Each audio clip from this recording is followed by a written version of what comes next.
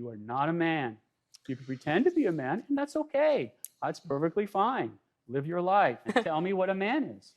Well, what's a man to you? You define a man for me. You have chromosomes that are X and Y. That's what a man is. So why are we just looking at the science of this as an example? Science. When we've learned sex and gender identity are they're completely different things. They're not completely different. They are things. completely different. Completely different words.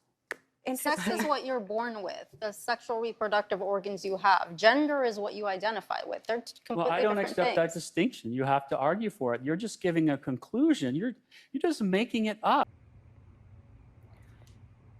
I'm not angry at people who reject the truth of, for example, the reality that there are two genders. I feel compassion for them. I feel sorry for them because gender dysphoria is a mental health disorder.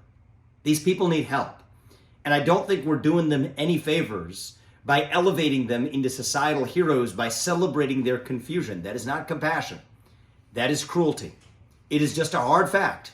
There's a biological definition of what it means to be a man. You have an X and a Y chromosome. There's a biological definition of what it means to be a woman. You have two X chromosomes and certain sex organs and the ability to bear children. These are hard truths. We should not apologize for them. But the way we express compassion for the people who are suffering from confusion and being able to understand that isn't by giving them endorsement deals and turning them into social media stars. It's by actually helping them, especially when they're kids who are going through that confusion, by not throwing kerosene on the wildfire of confusion, but instead respectfully restoring truth itself. And you know what? You can be a woman in any way you want to be a woman. You can wear what you want, when you want, jeans, skirts, doesn't matter. You can be a man in whatever way you want to be a man. Attracted to who you want, marry what gender you want. That's the country we live in today.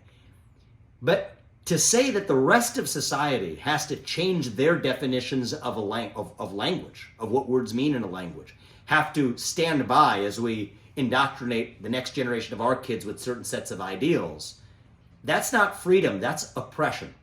And I think that if freedom means something, it means you as an adult are free to live your life how you want to live your life. Trans or not, that's what freedom means. But you know what isn't free is now saying that we have to force that onto a new generation of vulnerable Americans and that the rest of us have to change the language or how we live our lives. That's not freedom, that's the real oppression. And that's another hard truth that I'm just willing to speak out loud.